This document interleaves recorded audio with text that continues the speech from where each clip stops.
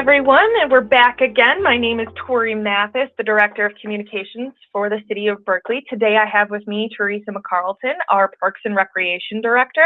How are you doing today? I'm wonderful. Thanks for having me. Yeah, it's a pleasure. So as you know, I've been meeting with our different department heads to kind of peel back that curtain a bit and allow people to see kind of what you guys do on a day-to-day basis in terms of planning and executing your operations and, you know, the fun time of us during budget season. So really kind of what I want to hear from you and from your team is just what are your goals this year given the upcoming budget and why are those your goals? Yeah, so we kind of have a multi-layer approach. Obviously, with Parks and Recreation, a lot of people know us for our programs, our classes, and some of the events that we do. And certainly that's a huge part of how we budget everything from our summer day camp to all of our senior programming, our senior transportation, and our special events, which have been growing in the city over the last couple of years. This includes our outdoor movies, our Summerfest series, our Winterfest, which was bigger than ever this year, as well as our new concert series. The other thing that sometimes people don't think about with Parks and Recreation, though, is a lot of infrastructure and capital. And that's a huge part of what we do and a huge part of what we budget for. Some of that is super fun, and people get to see that in the playgrounds and additional walkways, picnic tables, benches. But some of that is also building work on a community center that is over 50 years old now. And other parts of that are things from light poles to lights, field maintenance work, tennis court upkeep, fencing projects, things like that. So we kind of take a look at, again, what's needed.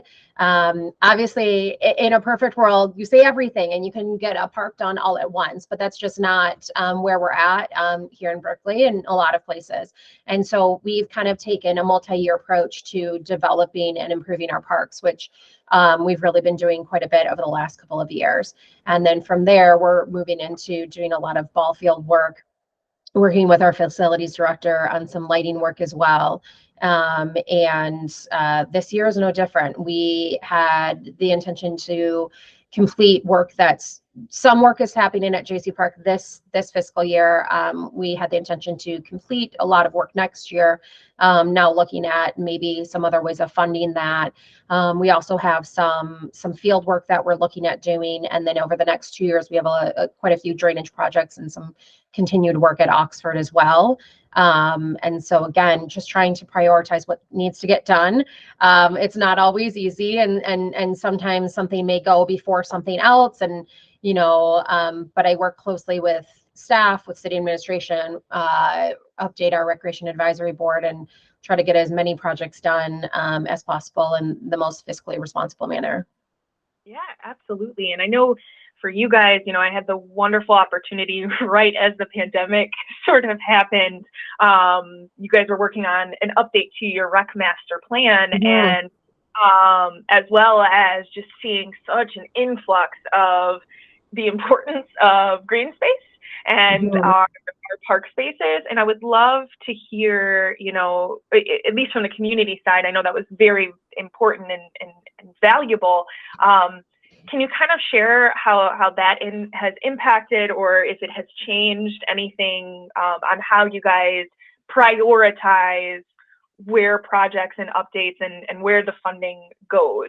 Sure. No, it's a great question. One thing that a lot of Parks and Recreation professionals have talked about over the last couple of years is that one thing that came out of the pandemic is people realizing the importance of a couple things that Parks and Recreation does: green space, outdoor space, park space, and also community gathering space, right? Because we weren't able to gather for so long, and people really missed that and that sense of connection. And that's something that Parks and Recreation does. Right. It's not all fun and games. It's bringing people together. It's bringing seniors together in a safe manner. It's planning lunches and trips and all kinds of things for seniors. And then it's looking at those parks and saying, how can we make them better? How can we make them more accessible, which is really important too, and something that has been happening in parks over the last 20 years. And really then taking that and saying, okay, what does that mean? What does that accessibility mean? It's not just more walkways, although that's part of it. And that's something that, you need to make your parks accessible, but it's also providing restrooms. That's actually been the number one thing in our last 2 recreation master plans. So you're right. We had a master plan update in January of 2021, and we do one every 5 years. And the last 2 recreation master plans, restrooms have been talked about more than really anything else.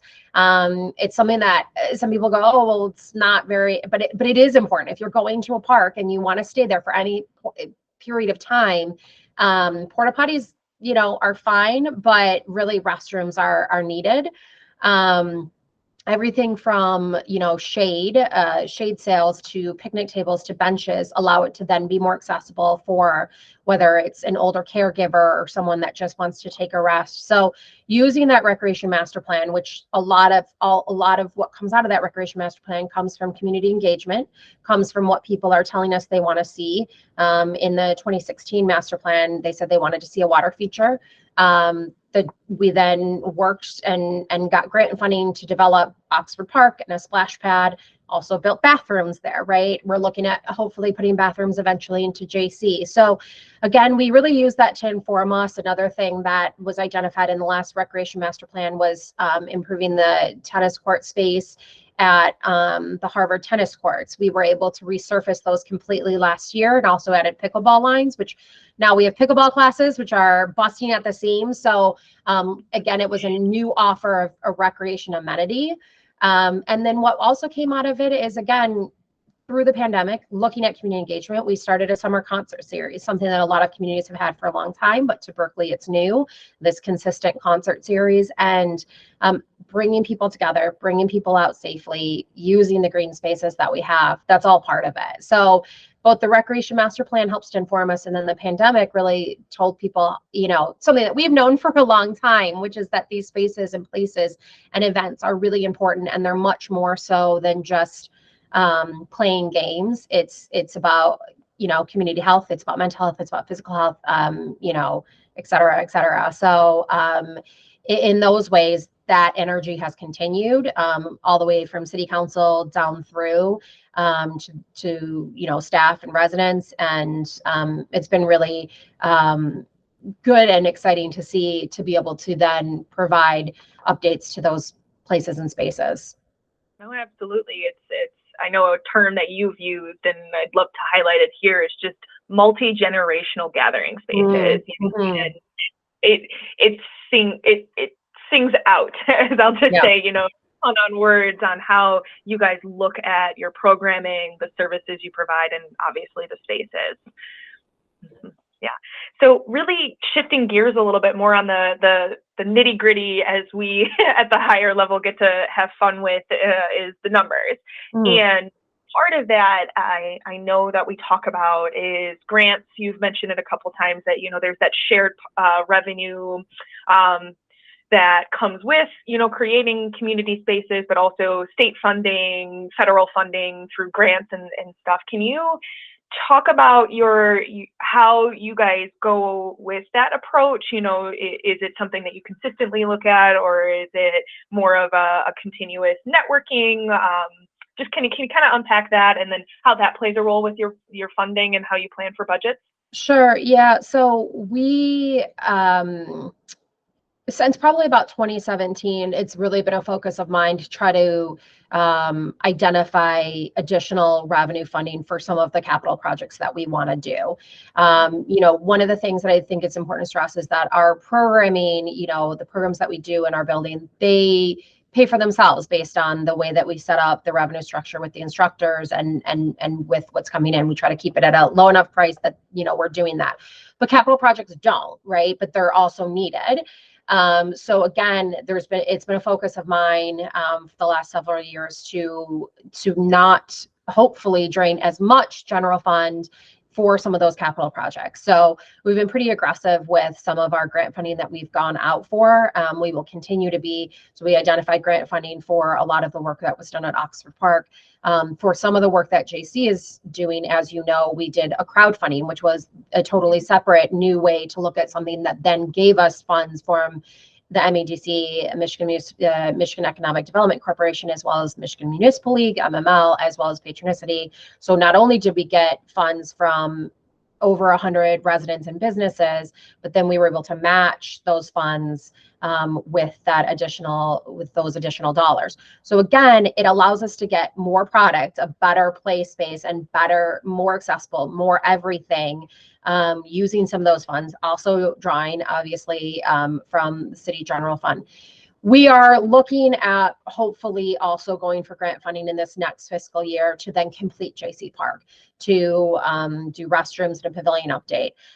Both very expensive items that will make the park more accessible, make the park more usable, also allow us to, draw more revenue from those rentals. But it's my goal. It's about a year process to even go for the grant funding, because you have to do multiple community meetings and a whole lot of other background work. And then it's about another year to two on top of it to then receive those funds. We closed out Oxford after a couple of years, and we plan to apply for grant funding to complete JC Park in April of 2024. So again, it's more of looking at all the things that we want to get done.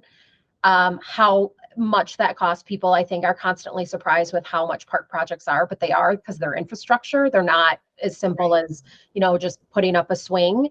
And it's a lot more complex. So then, okay, if we want to do a lot of these projects, continue to do field work, continue to do drainage work, then having additional funding is really helpful to do that, and not have to wait year after year after year to not get it done.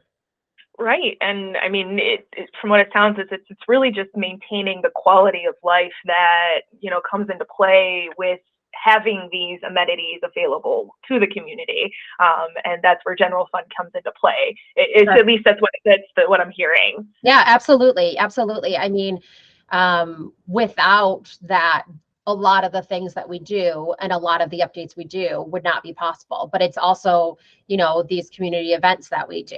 We're really fortunate that we have some great community sponsors that really help to decrease that cost, but they certainly don't cover it. And it's not set up to be that way, right? Recreation events are not set up.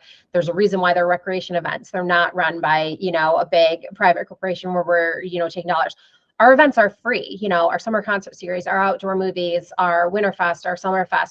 And so, yes, the sponsorship helps, but there still needs to be funding to be able to do those things. There still needs to be funding, capital funding, to be able to do those improvements that then make our fields more playable for our community groups, the green space better for the people that use it, and the parks more accessible for the, people that use it every single day.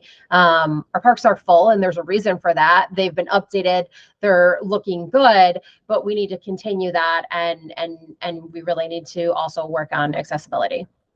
Sure. So you kind of brought up a great segue point.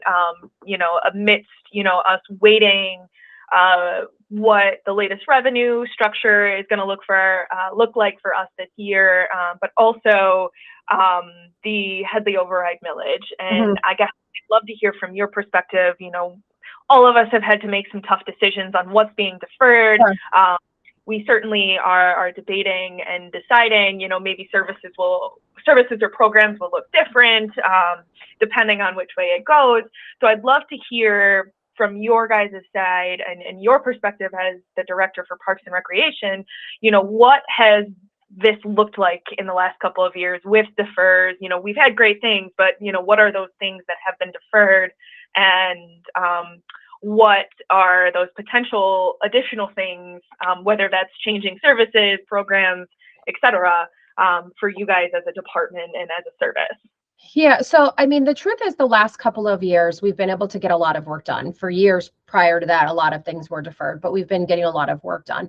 What it looks like moving forward is, certain capital projects. I mean, I recently went through my budget with city administration, and it's a conversation of, maybes wait. So some of that is, again, drainage projects at a couple of our parks that are heavily used, outfield of Lazenby, some fencing projects that we had getting done, completing the walkway at Oxford Park, as well as building like a concrete shaded area over there that would be used for concerts and just like another sitting area. All those things will be kind of held off and a wait and see. Again, the work at JC will be a wait and see, but we do plan to apply for grant funding for that, the additional work to be done there. One of the probably biggest things, and there's a lot of more reasons than just, what may or may not happen in May, but is obviously our community center is a big conversation in the community. It has been for a very long time. I've been here for much of that. And we have, for a number of reasons, deferred a lot of the work that needs to happen in this building over the last couple of years as conversation about the future of this actual structure has occurred. But at some point, and actually this year is one of those years, some things that have been deferred really need to get taken care of, and probably will be, hopefully. But that's certainly that can't be not part of the conversation of deferred work and what's happening moving forward. It's been part of the conversation for 15 years in earnest, and maybe even longer. And we continue to say, not right now, not right now, for some of the work that needs to be done. There's a wall that needs a significant amount of work. The front doors need to be replaced completely.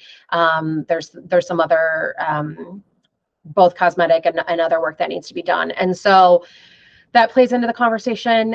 Anyone who's taken a walk in the parking lot at the community center or the arena, and these spaces are used heavily by both recreation events, local clubs and teams, as well as additional parking and space for different school sports events, etc. Apologies for that. And so that's all part of that deferred conversation as well.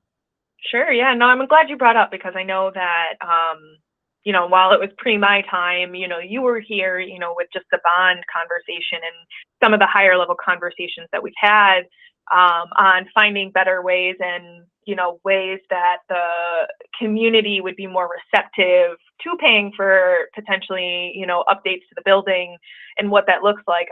I'm glad that you brought that up, because I know that's always kind of a touchy subject, but I would love to have this conversation, at least say it out loud, to let residents know that it's like, we are at a point where, do we just keep maintaining this building, or is it time to start looking at other options, whatever that may be, and whatever the community is receptive to. But yeah, no, that's good to know. Is there anything else that you'd like to share in terms of your process when it comes to developing your budget in terms of service renderings? I know you mentioned like the community or the master plan for the rec. You guys, I know, are constantly going to conferences or attending virtual seminars and what have you to see, what's up and coming. But is there any other anecdotes that kind of play into why you choose the things that you guys choose, and the benefits that it provides to the community? Oh, it's a great question. I mean, I think it's like anything. You look at what's working, what people really love, and you look at, great things that you might see in another community. And you think, well, we want that here, we want that for our community. So whether that's a cool play structure or whether that's a really cool event, and then you sort of brainstorm that with staff, you look at costs, you look at what may fit and if it brings people out, and then you try it. And we've definitely done some tries, whether it's a program or a class or something that haven't worked. But if it does, then you say, okay, well, that's great. How can we make that even better? Or how can we adjust? And so it's really, peeking into what's going on in other places. One of the things that we started last year that we're continuing this year is we took a staff field trip to a number of really great parks in the area.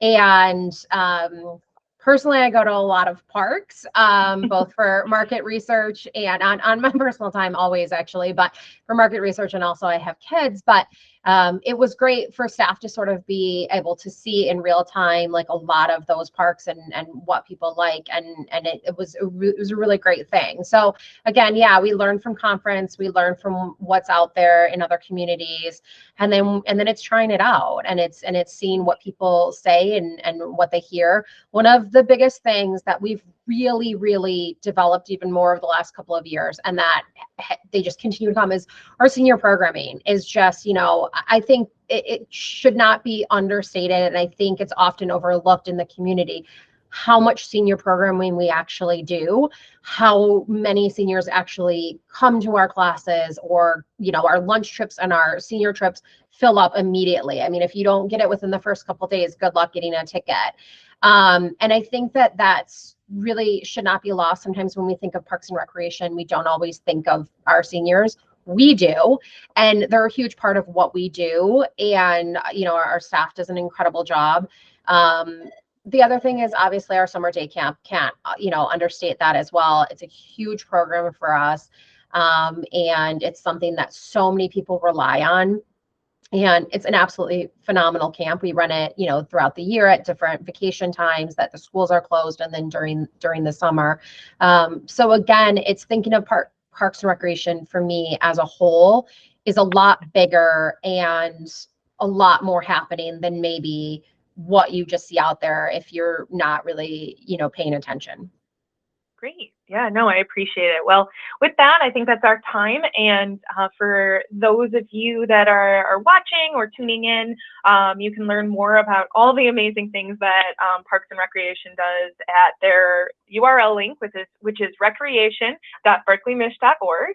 Or if you're looking to learn more about the millage and how we're using the funds and how our teams are projecting out, but also, just to learn more about it, because, even me as a new homeowner, I'm still learning so much about this. You can go to www.berkleymish.org/millage, and that's where you can see all the great information that kind of goes with that. Theresa, again, thank you so much for your time, and I hope you have a good rest of your day. Thank you. Thanks, Troy.